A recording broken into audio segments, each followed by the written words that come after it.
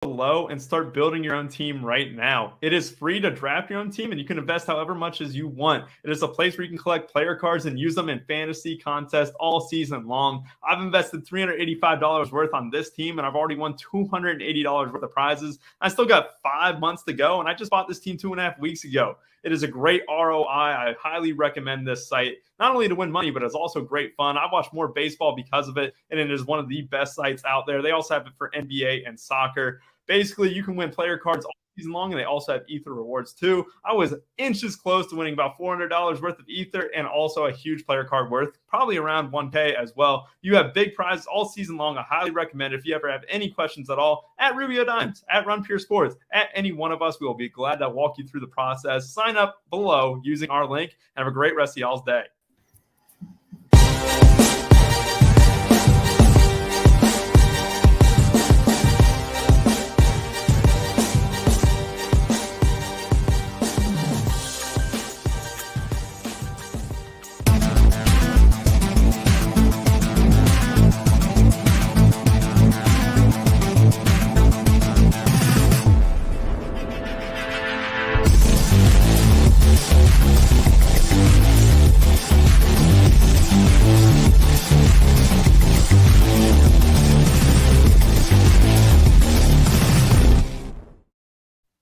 What's going on, everybody? Happy Wednesday morning. Early baseball, 9-game slate. I mean, it's all day baseball. How DraftKings did it. I like how they did the slate. Pretty fun one. Mangone, DC breaking it down with me. DC, throw it to you first. Yesterday, we were on the Final Countdown show, our premium product over here at Run Pure Sports. Yankees, Braves, the Dodgers game. It was a pretty good day. I mean, pitching, a lot of good scores. Man, I hope today's a repeat because I saw a lot of screenshots. Yeah, I got the hitting right for the most part. Most of the stacks that we recommended, the big players that we recommended came through. Clark Schmidt was good. Brandon Pfaadt, not so much. Another second straight disappointing outing from him, so that definitely hurt me a little bit, but still a decent day overall. And quick turnaround from last night baseball to this morning. It feels like just like, go to bed and right back to it as soon as you wake up with the baseball today. But hey, it's all good. Happy to have baseball on really throughout the day today. And I'm with you. I'm glad DraftKings included these very early games, about as early as baseball games get. So obviously we're here early, breaking it down and hopefully picking some winners. Absolutely, man. What's going on, man? How's this Wednesday going? Do you like what DraftKings did? I assume, yeah, the prize pools are normal, which I hate. Like FanDuel broke it up very early and then the late afternoon. I like how they do this. What are your thoughts on that, Mangone? Yeah, I mean, if it's day baseball, venturing over to FanDuel is not the greatest idea just because it's always a disaster. So you already know before you go there that it's going to be the early disaster. To be fair, though, life's about expectations. I went over to FanDuel and I was like, let's see what the early slate looks like. And I was like, 10K to first. I'm surprised. Do you know what I mean? It was like a little $4 10K to first. I couldn't believe they actually put that out. I was expecting 5K to first. So it's just their expectations are set really, really low. But day baseball is always a good time. Obviously, we're getting a busy point of the week. We got NBA tonight. We got golf kind of leading into that, which starts tomorrow. And then we'll lead into the weekend where I know you guys will be talking UFC, I'm sure, and everything. But overall, again, May's a great month for sports. There's a lot of good months. There's some rough ones. July will be around the corner. That's definitely one of the rough ones. But there's a lot of good months, and this is definitely one of them that I like. NBA playoffs have been a lot of fun. Baseball obviously is ramping up. And hey, soon we'll be in June, and the ball will really be flying when it gets kind of hot out for sure. Yeah, I was just thinking about that yesterday. I mean, NFL season obviously is prime DFS. NFL ends, you still have NBA going on with MLB, NBA playoffs. It's really only July and August, but man, I mean, you still have baseball going on and golf and MMA and NASCAR. There really isn't. If you're degenerates like us, which probably all 103 people watching are, there's something to bet on every single day of the year. So NFL will be here before we know it. Best ball is going on. I mean, there's always something going on. But yeah, man, this is a prime time of year. NFL, outside of NFL season, I don't think it gets better than this. NBA playoffs, MLB, and all the other secondary sports pretty much in full swing. Yeah, I argue May's a pretty good one for sure. Because again, NBA playoffs. I was watching the game last night with my buddy, and he was just like, NBA playoffs are so much better than regular season. I'm like, yes. It's it's by far miles and miles way better. Like if they shorten the NBA season somehow down to like, I don't know, like 50 games. Like I'm not saying we need like 30, right? That would put a lot of emphasis on them. But if you shorten it down to 50 games and you took away all these like 12 game slates where we still had enough DFS slates and they were shorter, I'd be in on it. I think it'd be. No, keep it how it is. Give me all the slates. slates Would in be the way world. better title. I promise you. What would happen is you wouldn't have these 12 gamers. You don't need the 12 gamers. You'd have a lot more of these like 5 to 6 gamers. If I could build a schedule, right? A DFS guy's building it, not some moron. We would still have enough breaks and days, and it would be awesome. You'd be like, Mangone's done a great job with the schedule. I promise you, Title. I'd take care of you. Agree to disagree, Mangone. One of us, DJ, says Trevor Bryan checking in. Richie Small's in here. Logan, AP's on our side. Horrible take. Mangone's making promises he can't keep. Just like Holden talk about facts that he does not. But here's the thing AP's not understanding. It's not more games, more slates, more. It's I'm going to give you the same slates. Yes, I promise. I'm just going to break them up. I'm not going to give you 15 games. What? It's NFL. They play 3 times a week. Yeah. They play 3 times a week in that. I'm talking NBA. I'm not talking NFL. NFL. No, I know you are. I'm saying no. I'm not even. We're going to keep moving on. We got baseball to talk about. Holden's in chat. I think DC did change. Maybe not the hat, Holden, but I don't think he was wearing the fantasy draft shirt yesterday. No. Who else we got? We appreciate everyone hanging out with us. If you do, or you are hanging out with us, all we ask from you, like button. And then when you do hit that like button, big red subscribe button as well. Bunch of sports going on like we're talking about. Use the promo code Mangone15. You can get 15% off. SaberSim is also included the first month. MLB going on, of course, NBA playoffs, MMA, golf's going on tomorrow. Make sure you check out the show AP, Snyder, and Locks did yesterday. But we'll dive into baseball again. 9-game slate on DK. That's what we're focusing on. DC, I'll start with you pitching. Feels pretty chalky to me up top. Clayton Kershaw, Luis Castillo. I guess if people go down, it's probably this Peyton Benefield guy. I don't think there's enough pitchers that we need to go like 8K and above and 8K and below. Maybe I'm wrong, but I see ownership pretty concentrated. Break down this whole pitching slate and how you see it. Yeah, I would imagine we do get concentrated ownership today, partly because the pricing seems a little bit off. You know, on most slates, I think DraftKings gets it pretty close where the pitchers are kind of priced in order of, you know, projections. But I think today, not so much, right? Kevin Gausman and Zach Wheeler at the top, the 2 highest priced guys. Gausman sitting there at 11.1, Wheeler at 10.7K. They've got lower projections, I think, right? Or I think they should at least lower projections than Kershaw and Castillo, who are cheaper.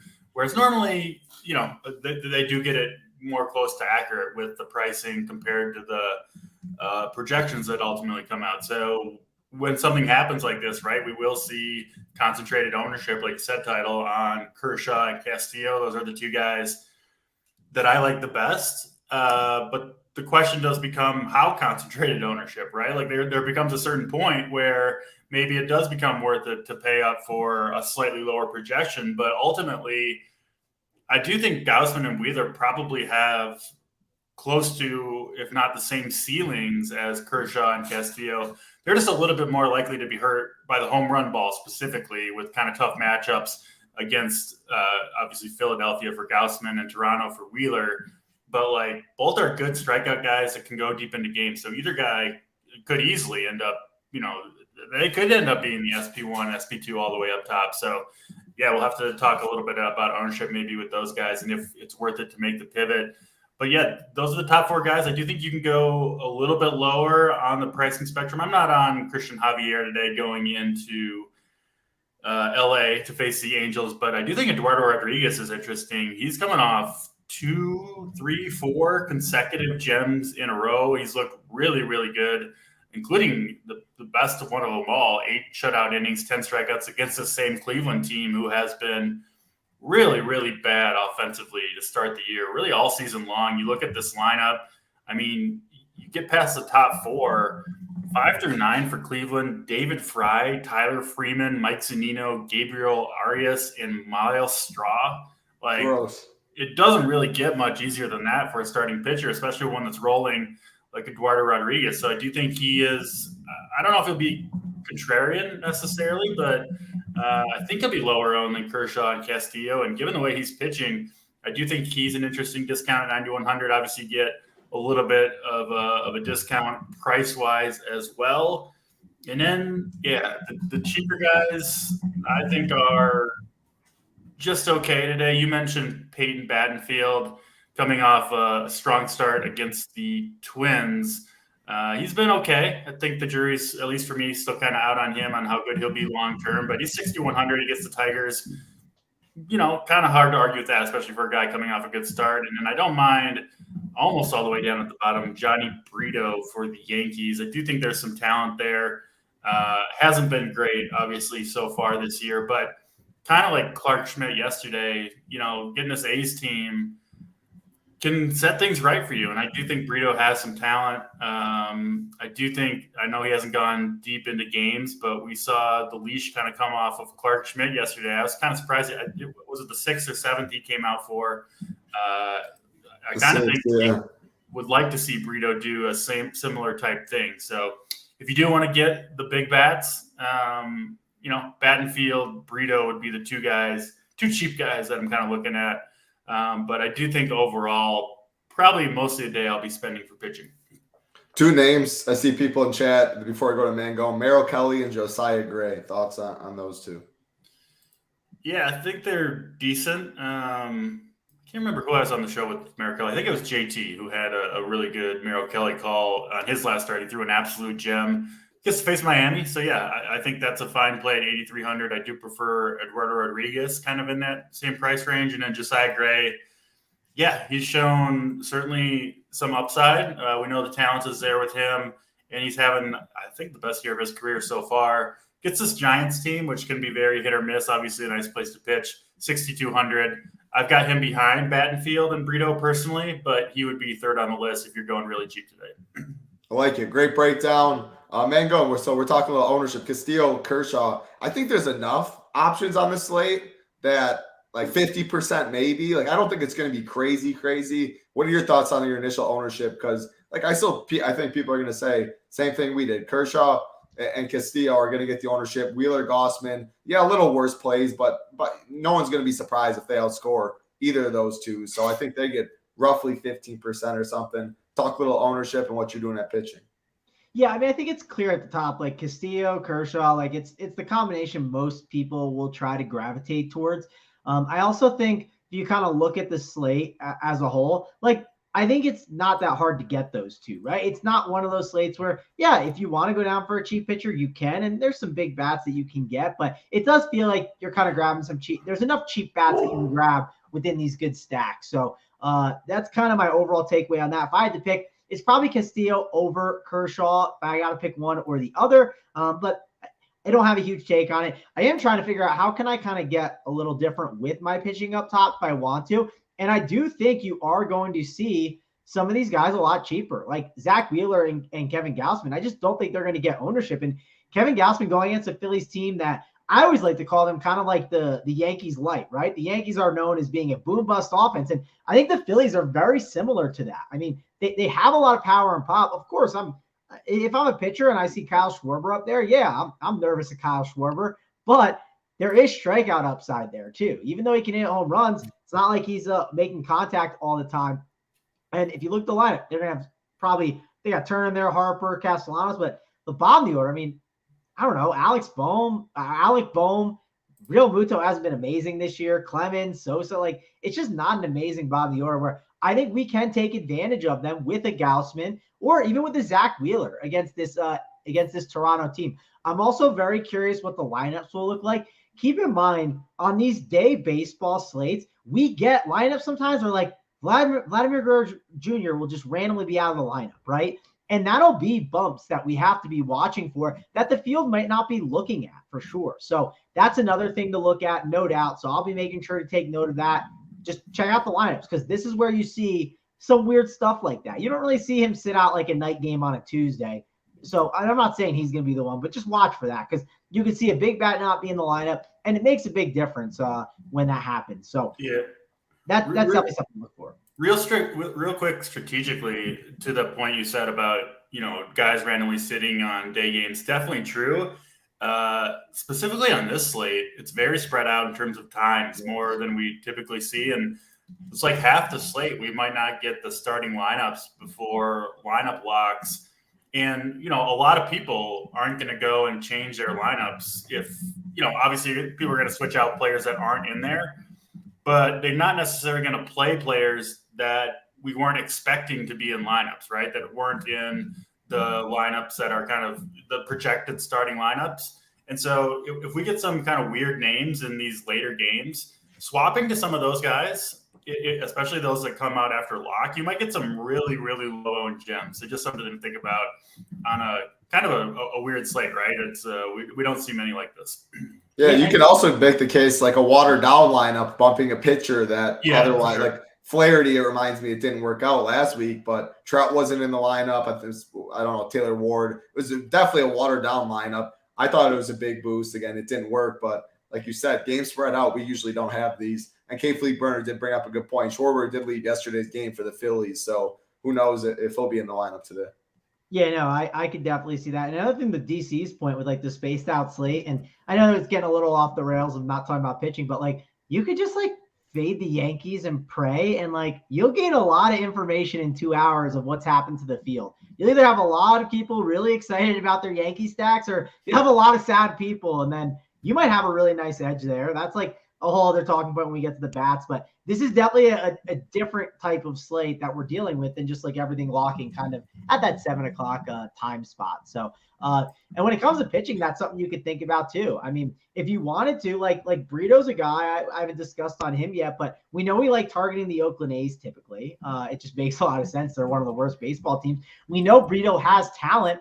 You could take a shot on him and then see what happens and roll the dice. And then let's say for some reason you play Brito and he plays amazing. Then maybe eat the chalk with a Luis Castillo or a Clayton Kershaw, or maybe then make a pivot over to one of these other guys in Wheeler or Gausman. I think there's a big enough gap. I mean, the gap's going to be tight because it's 12:35, and then that Dodgers-Brewers game starts at 1:40, so it's like an hour, and it's about only an hour, so it's a little tougher to make that decision with Kershaw. Castillo, you got till 3:40 Eastern, so again, there's a lot of different game theory that you can really play on this slate if you're plugged into the computer for the most part of the day. So, but yeah, I think the way that I would rank pitching, like Castillo more than Kershaw, I think because of that 2 hour gap, that's really going to be something that I consider a little bit when kind of doing my lineups. So yeah, I'd take Castillo over Kershaw. If I had to pick between Wheeler and Gausman, my lean is Wheeler. I would take Wheeler over him. Hope for the best. Obviously, this Toronto Blue Jays team, they have a lot of right-handed heavy guys. Wheeler's a righty. I think this is a good spot for Wheeler upside. So I'd probably lean him at number 3 when we're talking about spend-up options. I haven't really dove too deep into these cheaper options. I think DC brought up a good point with someone like Eduardo Rodriguez, really high upside. I do worry about him a little bit. We know what the floor ceiling combination for him, it's wide, right? It's not like he has this really good floor and then the ceiling's incredible. It's just the floor could be low. He could easily get hit up, but he's playing a matchup that seems easy. On the flip side, though, Cleveland just saw him, so you wonder how that plays a factor into it. For me, I'm struggling with getting to a lot of these cheap guys. One guy I don't hate, like Sean Manaea, I don't mind just because he's going against Washington, right? And Washington is just absolutely terrible. So, and he's dirt cheap if you want to go that way. And another guy that's been pretty decent this year is Rich Hill. These crafty old guys can find a way to get the job done. And he's playing against the Colorado Rockies. This team is terrible. It's not in Colorado. It sounds really gross to be considering someone like Rich He's Hill. hard to click on, Mangone, Rich Hill. It's hard to click, but again, look at the game logs. He hasn't been that bad this year, right? And I'm not trying to be a game log chaser or anything, but like when you open it up, against Toronto, yeah, the 8's not great, but Washington, Cincinnati, Colorado, I mean, all bad teams, and they're 20 pieces, right? I mean, I would sign up for those performances that he's done. So I'm in on it. I think it's definitely something you have to consider. I'm going to consider it here on this slate. It's just not a terrible option. It's just simple. And so what was your top 3? You're not playing Rich Hill. Rich Hill's not getting in your top 3. He's my favorite cheap option. If I had to pick my favorite cheap option, it's Rich Hill. Right? But I mean, the only issue is like, this is what I've mentioned on slates a lot.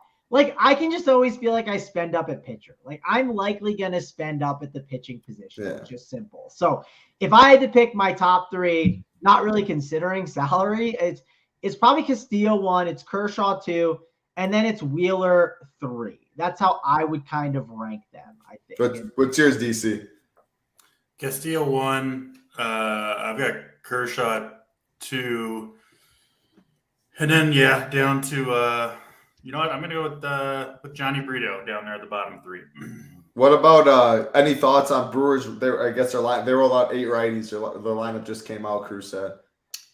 Yeah, but kind of what you expect. I mean, I'm not expecting maybe 1 or 2 more lefties, but not. Yeah, I mean, Kershaw can handle righties just fine, and I'm not super impressed with the righties that they have in there. I guess, yeah. That's pitching. DC said he doesn't really like Javier, Richie Smalls. Yeah, it's going to be concentrated. So if you go DC 20 teams, let's just say you're playing 20 today. I don't know exactly what you're playing, 4 or 5, whatever it is. Like, would you lock one of Kershaw, Wheeler? Would you make that, or Kershaw, Castillo? Would you make that rule in Saber or something like that? Are you fine having 100%? Let's talk about that quick before we go to bats. Yeah, I think I would. I don't think I'm going to double punt today. I think there's just too much value out there, especially with some of the lineups that we're going to get later that we don't have. I bet there's going to be even more value that emerges that I think you do want to play.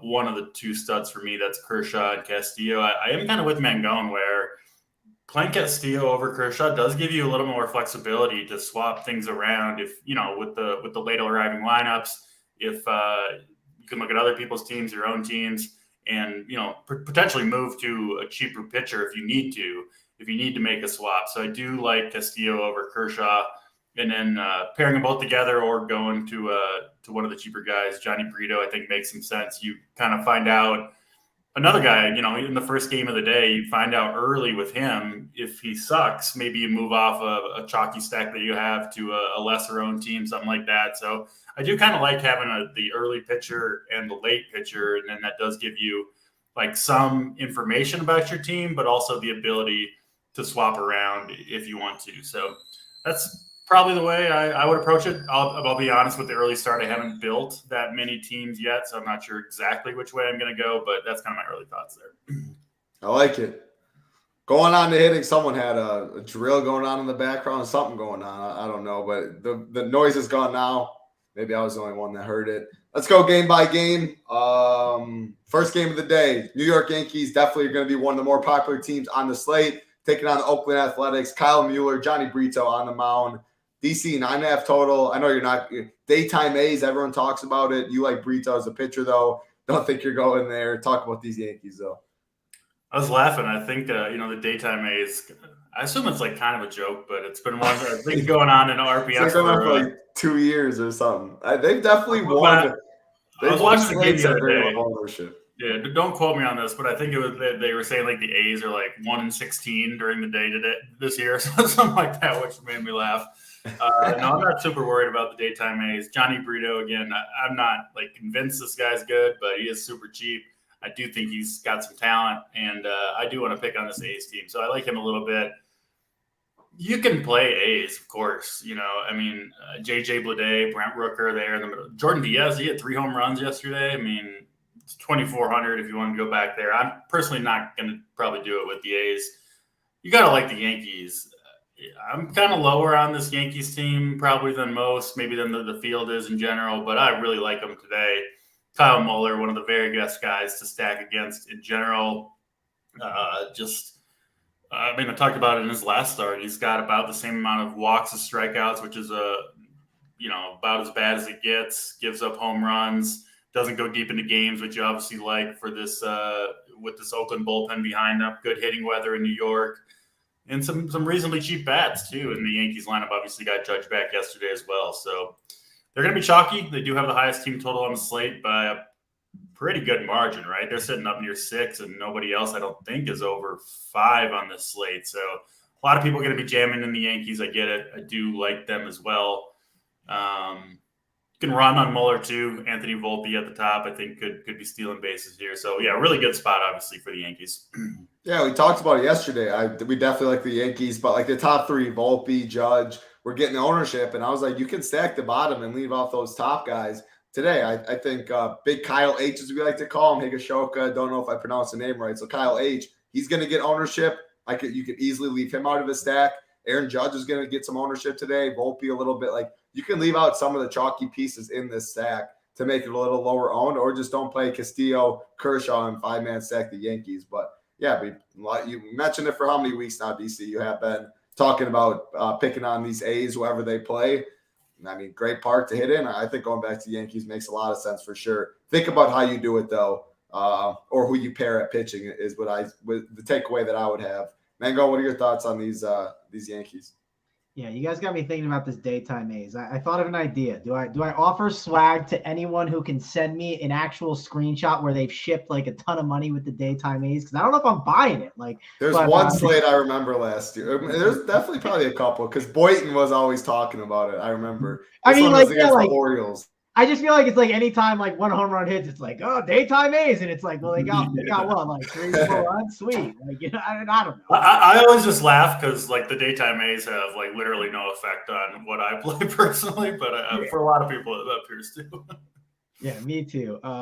Mike Gray in the chat says, let's talk about Erod looking like we already talked about him. The Cy Young, we already talked about Erod. So if you're watching now, we already did it. So hit the rewind button. We're talking about the daytime A's, damn it. But the daytime A's are not something I'm that interested in, unless it's Brett Rooker, right? Mr. Rooker's been crushing it, or maybe what's his name at the top? I don't hate. Like as like a mini stack, I think you could make the case for it, but I don't think I need to do it here on this slate. Ruiz wouldn't be a bad mini opportunity, I think, but the Yankees is the one I'm trying to really figure out because you stare at the Yankees and they are clearly the best offense on the slate, right? If we're just talking, I don't care about ownership at all. I get one offense. I want the Yankees. It's that simple. Just, you got to play them if you had no ownership being factored. But after seeing the Yankees ownership a couple days ago on Twitter, people were talking about it, right? Everyone was like, man, I can't believe I played the Yankees at that ownership. Everyone was freaking out about it. I'm curious to think of what I want to do with this Yankees spot, especially when I have all these offenses I can maybe mess around with later. So I think they're an elite offense. I think the Dodgers who we'll get to, are like the next best offense. But then after that, it does get tough, right? There's not like this like clear-cut offense that I love later on. So I have to make a decision on how I want to handle it. Do I want to eat one of these early chalk offenses, or do I want to kind of wait it out? My plan is, I think, to fade it and pray. It can get ugly, but I think it's worth being able to gain the information on. But they're going against Muller. Not a huge fan of him. If you are going to play this Yankees offense, Volpe, Judge, Rizzo, LeMahieu, Torres, Bader, those guys, you want to probably have 4 of them in there, and then mix in one of like kind of Khalifa, Higasho, or Cabrera. You can even do 2. Like I think you could get away with playing like Kyle H because he's a catcher, and Cabrera, he hit a home run the other day for the Yankees. That was like one of the reasons why the Yankees stack, when it got home, you need to have him part of the stack to be contrarian. And that's why those guys are important. So if you play this Yankee stack, just remember, you have to make sure that you are being different with it in some way, especially on this slate. They are definitely going to be very, very high owned here for sure. I mean, you look at this lineup, when it comes to them, yes, Judge is expensive, but they got guys like LeMahieu, who's got a decent price tag. Bader, they got Kyle H as a punt. They have enough guys at this bottom of the order that you'll be able to fit in these expensive pitchers. And also make sure if you are playing 2 expensive pitchers, it's not pounding in like 4 of these cheap guys and then it's like Anthony Rizzo. Like you're missing out on Judge, right? You want to make sure you're still getting exposure to those really good bats on the Yankees lineup. So overall, Yankee stack is a good one. I think in my single entry stuff, I'm going to end up fading. It's going to be uncomfortable, but I think that's the route I'm going to take. I don't know, unless maybe one of you guys can convince me differently, but I just think there's a lot of value in doing it on this slate specifically. It's a 9-game slate. They're going to be one of the most popular teams. Fading chalk in baseball is never, no one can ever argue with that. So I think that makes a lot of sense. Next game on the slate, Colorado Rockies, Pittsburgh Pirates, Antonio Senzatella, Rich Hill on the mound. Mangone liked Rich Hill a little bit, and then Holden said stack the Rockies and ship today. Better strategy than yesterday. DC, deciding factor. Is it Rich Hill or is it the Rockies getting it done? Or is it absolutely neither? Because that's where my lean is. No, if I had any notion of stacking the Rockies, it just went out the window with Holden jumping off the train. So that's off the table for Especially me. on his streak. Imagine not being on Rich Hill now. DC, this should make you want to put Rich Hill on. I'm swapping Rich Hill. Global swap. You're out of here, Luis Castillo. Come on down, Mr. Rich Hill. No, I actually don't. I don't hate the Rockies stack against Rich Hill. They do have some right-handed power there. I'm personally not going to go to it, especially now. The Pirates side, I do think is pretty interesting here against Senzatella. He's only made the one start this year. Last year, interestingly, you got to look up this stuff where the Rockies pitchers pitching in and out of Coors Field. He was actually significantly worse, believe it or not, on the road than he was in Coors Field. He was absolutely rocked when he was out of Coors Field. I don't know if that's going to necessarily stick around this year, but it is notable from Senzatella's performance last year on a pretty decent sample size. This Pirates team has been really, really cold this last week or two after that super hot start they got off to. But I think they got a good chance to turn it around here. They've got power, speed. Jack Sawinski in particular, one of my favorite plays today. So I really like him. Brian Reynolds at the top. It's been cold, but I do like him in this situation. I think the Pirates maybe get the bats going today. I was hoping this lineup, it just came out. I was kind of hoping they'd wait even longer so people wouldn't go there. But yeah, I do like the Pirates side a little bit better here. I'm not going to end up on either of these pitchers. Mangone, you're not playing the Rockies. Are you playing any Pirates? No, not playing the Rockies. It's just simple. Holden's on one side, I'm on the other. I feel good about my take. So you're not playing the Pirates either, are you? No, I'm not playing the Pirates. We got some other guys that we'll get to, some other offenses. And again, everyone's gonna be on this Yankees team, so we got to find something here. And we will. Rich Hill helps unlock an offense that I think could be interesting later on for sure. I will say the Yankees, I think they might end up being really, really chalky, 40-50% owned. I mean, yes. We have everyone likes to stack against the A's. Everybody likes to play the Yankees anyway. We also have their lineup spin out where we don't have half the lineups on the slate. They've got by far the highest team total, everything pointing toward a extremely chalky Yankees team today. Yep. We'll find something as we go along. Also, Mangone's got his three single entry 3-max stuff up on the site. DC's got cores, a lot of cores. Now, if you haven't checked it out recently, we have 8 cores on both sites now. So a bunch to pick from. Playbook's already up, Stevie Boyton, cash chart, all of that. Premium content. Use the promo code Mangone15, gets you 15% off. Golf is already up as well. Interesting event for sure. Definitely with Scotty, 2.5 to 1, 3.5 to 1 to win it. It's an interesting golf event tomorrow. So he's check out all 2.5 that. to 1. I haven't even looked at golf yet. That's insane. AP said 2.5 or 3.5. I can't remember. I think he said 3.5 actually, but it's one of those events for sure. So Day Theory, check out the golf content. Check out the baseball content. NBA playoffs, showdown stuff we have every night. All you need we have over here at Run Pure Sports. One price, then go at 15% off all sports. Next game, you can say fade very quick. The Guardians and the Tigers, 7.5 total, DC. Yeah, fading for the most part. Riley Green has been turning on recently, a guy that I think is going to be a good hitter for them in the long run. He's 3,700 hitting third. And I do think Battenfield's probably going to get a decent amount of ownership, right? So obviously, if you're not on him, picking off a bat or two for the Tigers rather does make some sense. Riley Green, by far my favorite in their lineup. Not going to any of these Guardians bats though. Mangone, say fade, move on. If a 7 total beats me, it beats me. That's very simple. I'll move on to tomorrow. Absolutely, Uncle T 3.5 to 1. Thank you. Stevie Boyton likes Pittsburgh and Colorado game stack. Anthony, any love for the Rockies against Rich Hill? You must have literally just got on. We got done talking about it. So rewind probably 5 minutes. You'll get that take on that game. Let's go to the next game on the slate. You guys have been talking about these Dodgers. Mangone, I see it in your single entry 3 entry. Said I like this game. Talk about why you like the Dodgers. Then do you like any Brewers against Kershaw? Well, it is funny that the Dodgers, I was like, man, maybe the roof's open. So I find the hotline number that you can call, and I give it a call. Family's open. It's a nice day in Milwaukee. I give it a call, and when I called it, what happened was I got told by the guy, it's like the roof will be closed tonight, and I was like, oh, this thing's not updated. And then I hang up the phone, and I get a notification to my phone that the roof is open. And I was like, I just called the hotline. This is bullshit. Like, how are they getting the information before me? But yeah, I definitely think this Dodgers team is in play. No one's afraid of Wade Miley, right? Also, one thing that's nice about the Dodgers lineup is they got some like cheap guys in that lineup. We get Trace Thompson against the lefty.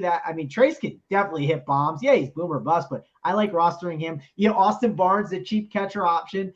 If you want, you can also go to Will Smith. That's a great option too. He had a home run. That's the cool thing about the Dodgers. You have to pick right with Barnes and Will Smith, but if one of them breaks the slate, I don't know what the ownership's going to be. I mean, it could maybe be half and half.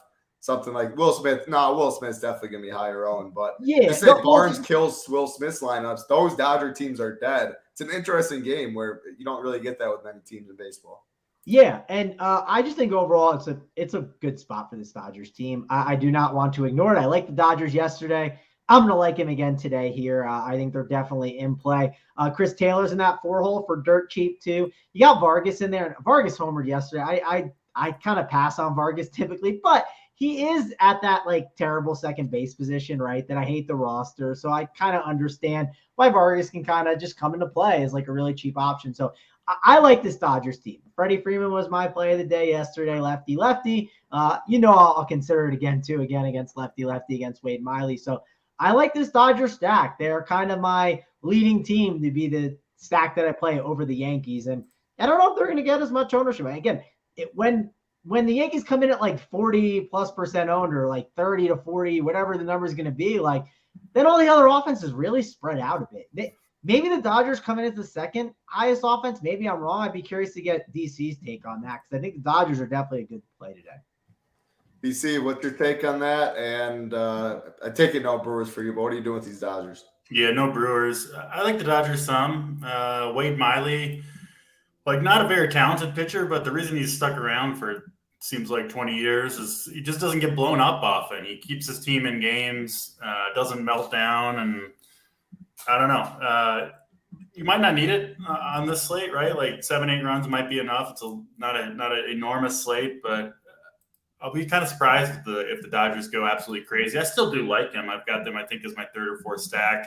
Just a little worried Miley's going to, give up 3-4 runs over 6 innings, but keep it in check and not get the full Dodgers stack to the winner's circle. But definitely that top of the order, I do like quite a bit. Will Smith came through last night. He's one of my obviously favorite catchers on this slate. He's been awesome this year. So I like the Dodgers. Just a little nervous they're not going to do quite enough today. Yeah, I'm with you. I definitely like the Yankees are far and away. I like them more than the Dodgers. So yeah, Dodgers are going to get some ownership.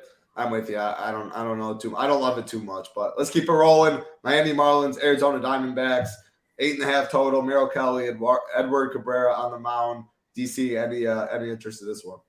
Yeah, kind of like offenses on both sides here a little bit. Man, Jorge Soler absolutely nuked my guy Brandon Pfaadt yesterday. Was it 68 or something? Absolute moonshot rocket. A couple of them. Yeah, he's been good this year, and man, you can just tell he's just completely locked in. So he's an interesting play. He's obviously surrounded by two guys, Jazz Chisholm, Luis Ariz, who are interesting plays as well. I kind of like that little top 3 mini stack. Specifically, if we don't get it by the time lock hits here in an hour, which seems pretty likely, honestly, at this point. So, yeah, I would probably stick to the big guns there in Miami. I don't need to know if you need to go that far outside of those top bats. The Diamondbacks, one of my favorite stacks on this slate, though, against Edward Cabrera, talented young pitcher, but he does have a few of the traits that I like to stack against. He's extremely wild. I think he's given up more walks per 9 innings than any starting pitcher in baseball. You can also run on him. So those two things are a dangerous combination to have against this Diamondbacks team that has a lot of speed at the top of the lineup. Not a ton of power in this lineup, but Christian Walker, the big slugger in the middle of the lineup, he's come around recently hitting some bombs. Obviously, Corbin Carroll, I think, is a tremendous play given how Edward Cabrera pitches. And I think the Diamondbacks are one of those teams. They're kind of a high upside slate to slate team, and this looks like a pretty good spot for him, honestly.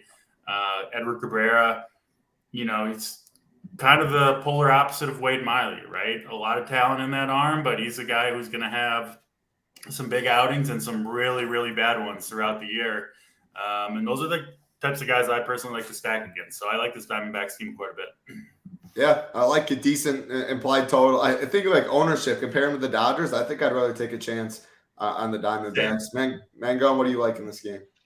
Yeah, I'm torn. I do think I don't mind the Diamondbacks, but when I ran stuff, I didn't get a lot of them, and I was like a little surprised. The roof will be closed. At least that's what it says right now. You never know if the roof status can change, but that was the planned schedule. It was open, and then closed for the 3-game series. So if it is closed, that does kind of hurt a little bit for the offense. And that's is it just me, or does the roof statuses like change more often on a daily basis than you? I feel like I get like the underdog notification on like an individual roof like 3 times per day. Well, I can tell you this: Arizona has a schedule for sure. Like they before the series starts, it's scheduled how they're going to do it, and they typically don't want to. You could tell like it's 100 degrees this day. Yeah. That's not going to change. It's 8. Like I can tell today's actually cool. Just check so. Well, here's the thing. I think the reason for it is typically they don't want to like, they don't want to like kill the people like with the heat at like a noon game. You know what I mean? But if it's cooler their title, it could flip. They could be like, oh, it's a nice day. Let's open the roof. And that's that what it is.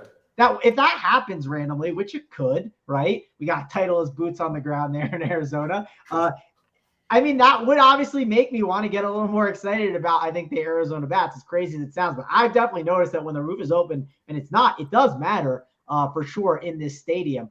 Not as excited about this Marlins offense. If I had to pick, it's probably the Diamondbacks side. I do want to see what that lineup's going to be. They can definitely do some stuff too, like to really switch it up where it can kind of mess with your lineups a little bit. So stay tuned for that. I think that matters a lot. I was looking at some props, and I did think some unders on Cabrera were looking good. So if I like those, I should kind of like the Arizona a little bit more. Just when I ran stuff, I wasn't getting Arizona as much. And who knows, maybe when like the lineup comes out, maybe I will get a little bit more of them for sure. So, but it sounds like from what DC's saying and the way Cabrera is, the range of outcomes is really wide for Cabrera. If the range of outcomes is wide, that's good for the ceiling for this Diamondbacks team. And I should kind of take that into account a little bit. And sometimes when you guys do that, like, maybe run ceiling projections instead to see what that's kind of spitting out. Like that can sometimes give you, maybe some more Arizona if you'd like, or just bump them up a little bit more, right? For like more of the ceiling performance. And then that'll give them more of them on your lineups in Saberson.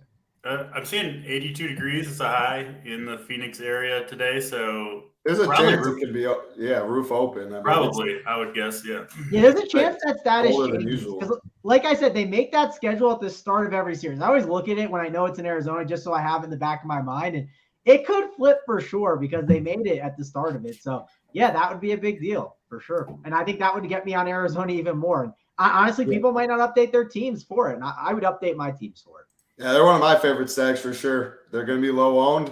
Not too much. I mean, I love the Yankees, but talking about low owned stacks, give me these D-backs. See if we can get a couple other teams. We got. I thought you lived in Texas, lived in Arizona. Yeah, I did live in Texas, Jason. I moved to Arizona in October, so we'll keep it rolling. We got how many games left? 4 games left. I don't think there's going to be much interest in this one. DC, Rangers, Mariners, Dane Dunning, Luis Castillo on the mound. We're not playing Texas. You playing any Mariners? I don't mind him against Dane Dunning. I don't think he's really very good. Probably won't go deep into the game. You'll get into a pretty bad Texas bullpen. And Seattle does certainly have some power. So, yeah, I think Seattle's a reasonable play. They didn't make my top 4 or 5 stacks. I'm not going to have a ton of them or anything, but it would definitely be the Seattle side that I'm more interested in here. Like it. And I just noticed, haven't asked for the like button. And, man, it has been hurtful. If I don't ask, you guys definitely – do not hit it. Understandable. Do us a favor, though. 280 watching, 70-something likes. Let's get 150 likes. We'll get you the plays of the day, but appreciate it if you do hit it. Mangone, your bets have been on fire on the RPS bet side, Riley Golf Process, so keep it up. Are you playing any Texas or Mariners? Yeah, the bets have been good. Also, the one thing I don't understand is so we have 277 watching, right? Like these are like the baseball like hardos, right? Like the guys that love and you're not hitting the like, right? You guys, or you're an RPS loyal. Like, what are we doing here? These aren't just random people showing up who are like playing golf DFS or something and stumbled upon an MLB, right? So what are we doing here? Hit the like button for us, please. That would be very much appreciated. We're talking some baseball here, and we're giving you some winners. So, but speaking of winners, this is not a winner. Not playing Texas, not playing Seattle. Just don't think this is a spot to target. You could make the argument: is Seattle an offense like DC? I actually said this on a show, and I'd be curious to get your take. Is Seattle an offense that you can give the green light pretty much in almost any scenario to? Like, I think you could because how much power they have, but I don't need to get there. I think it's one of those situations that if I ever see them surprisingly pop in a spot that I'm not expecting it when I kind of run my teams, I'll be like, okay, I should consider them way more just because of their upside. But whenever I had stuff, I just didn't have much. So I'm good. 7.5 total. Again, like rule of thumb, just 7.5 totals. Every slate's different, but on this one, it does not seem like a spot to go to them. Maybe a mini stack of these like guys like a Julio Rodriguez and these guys at the top that have a lot of power, but I don't see it here. Yeah, I agree. Let's keep it rolling. This game, a little higher total, DC. Washington Nationals, San Francisco Giants, Josiah Gray, Sean Manaea on the mound. It's been weird how much this game is, this series that people have been playing it. Corbin on the mound. I mean, bad pitchers, they'll play anything. 57 degrees in San Fran, though. Talked a little bit about Josiah Gray. I don't know. I think these teams, like some of these, Lane Thomas at the top of the order, he's going to get some ownership. Go to the other side. I think like Lamonte Wade, J.D. Davis. I think this game gets a little bit of ownership. I don't know how much I like it. What about you? Yeah, I'm having a hard time getting excited about this one. Two pitchers I do not mind picking on, especially Sean Manaea. But I just don't love the Nationals bats, the options there. Joey Meneses heating up a little bit. Maybe you could go there. He's super cheap, 2,700.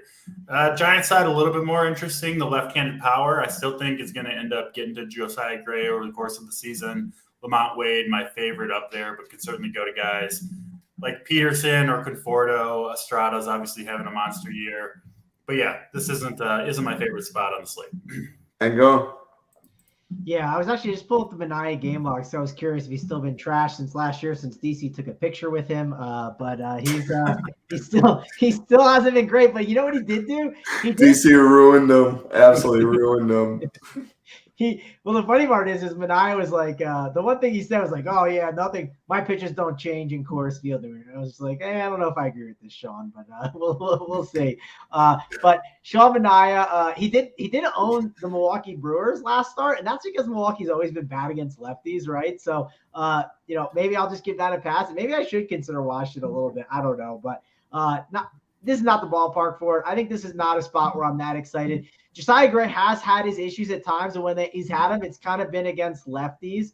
He has pitched well, like DC has been talking about this season. So if I play anyone, it's maybe like lefty one-offs, right? Like maybe it's Conforto, it's Jock Peterson, but I also hate dealing with the whole like what's his name? Is it Gabe Kapler still there? Just like pulling guys, after 2 at-bats, right? It's just a frustrating process to deal with. So I don't know. I'm not as excited about the Giants. I think there's other offenses we're going to get to that I want to kind of discuss, and kind of want to pick I want to pick DC's brain about one of these offenses coming up here.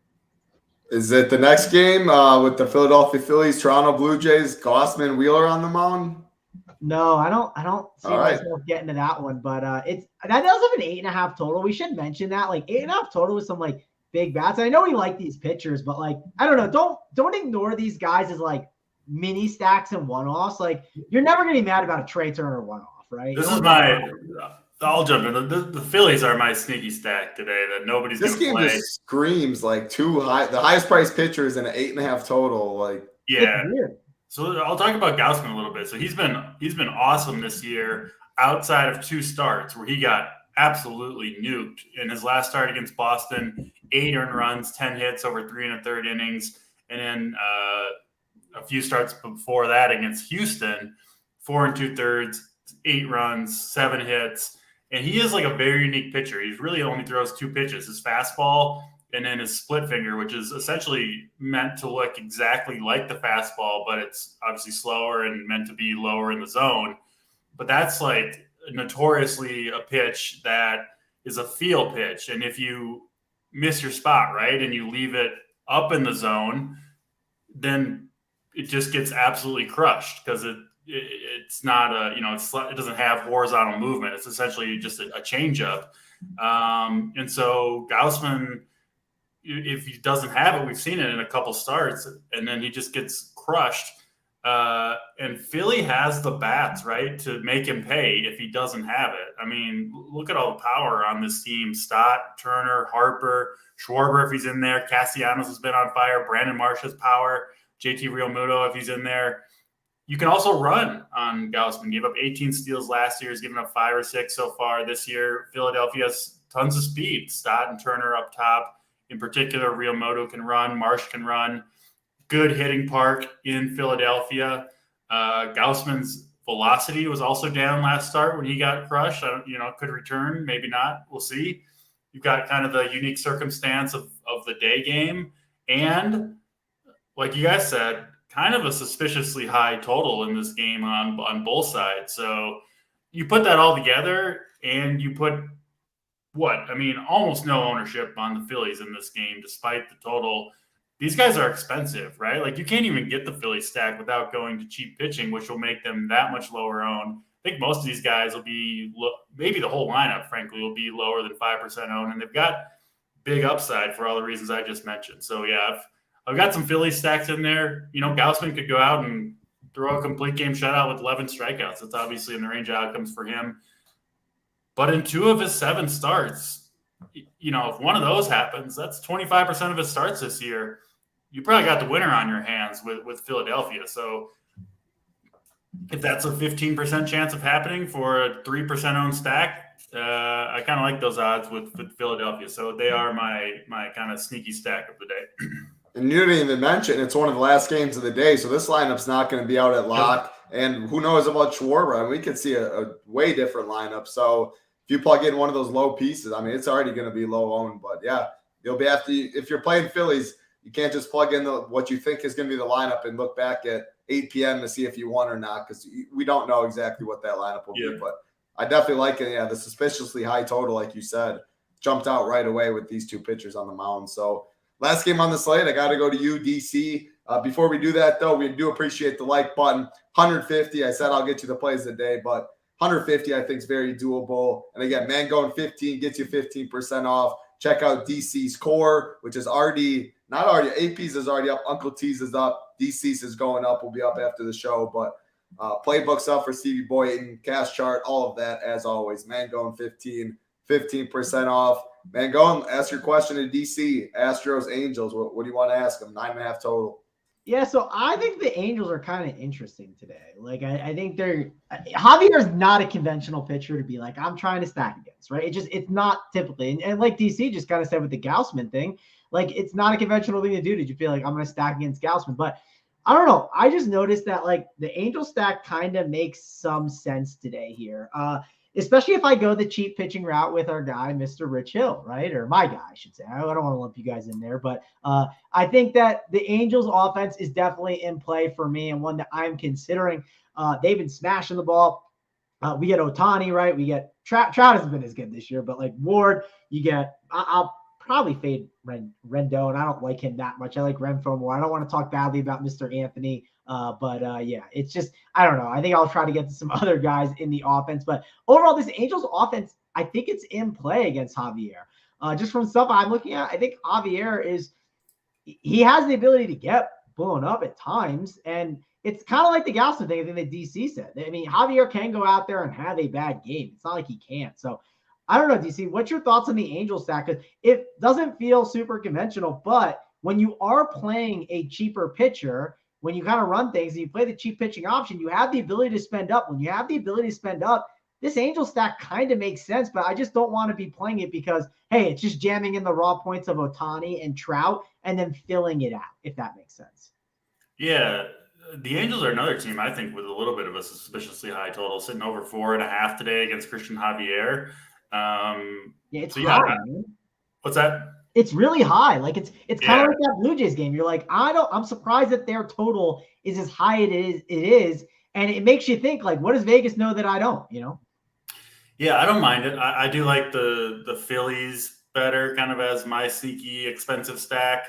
than the Angels. But Javier, I mean, he gives up a ton of fly balls. Now, he does usually do a pretty good job of keeping those in the yard. But again, that's a style of pitching that has a small margin for error, right? If you're not quite on your game and you're giving up fly balls, and this team does have power, they could absolutely do damage. Shohei Ohtani definitely, I think, would be the best play in this Angels lineup. I'm a little worried, to be honest. He's not going to be in the lineup, given that he pitched obviously the night game, and then the day game after the night game after you pitch would be he plays most games, but this would be a spot where they could conceivably give him a day off.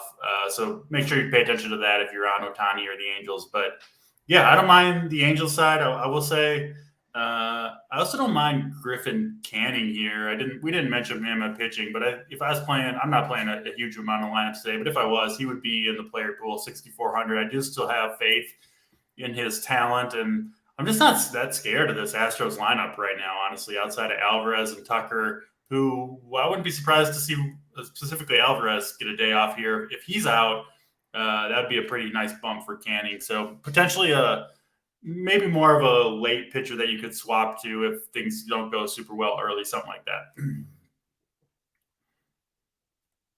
Muted title. Mute, and yeah, thank you. Just got it.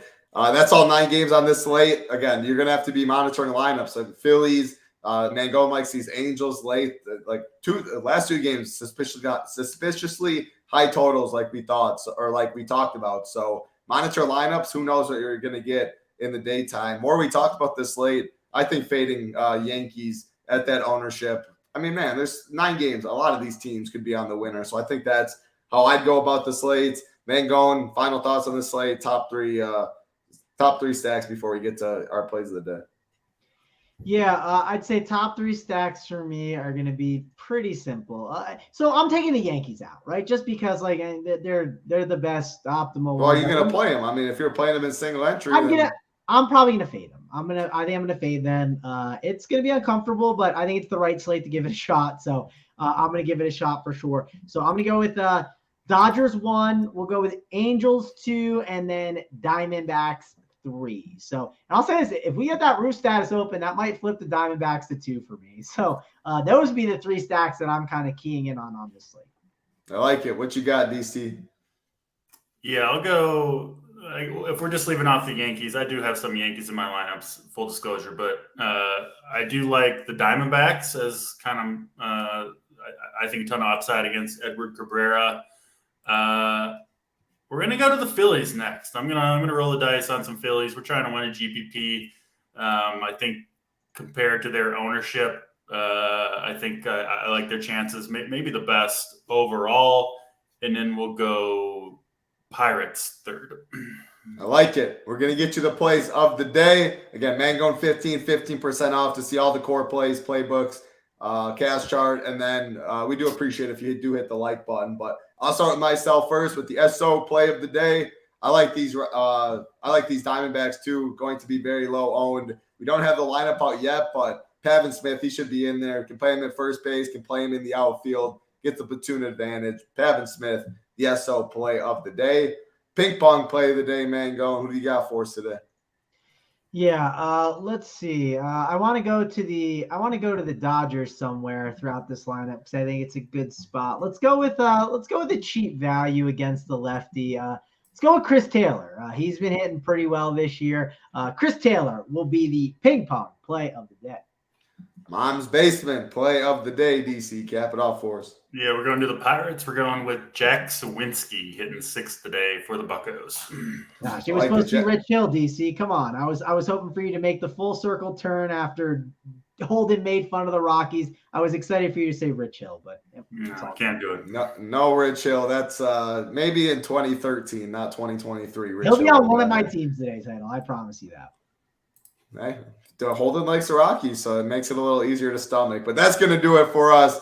Mangone, DC, they both have. Mangone has 3 entry stuff up. DC's got his core plays going up. Cash chart I'm on, so that's up there. Get in the Discord if you are a member. Make sure to get in the Discord. Knowledgeable members, coordinators, talking throughout the whole day, having fun. A lot of screenshots been in there recently too. NBA Showdown and stuff tonight. Make sure to check out all the content. Golf tomorrow as well.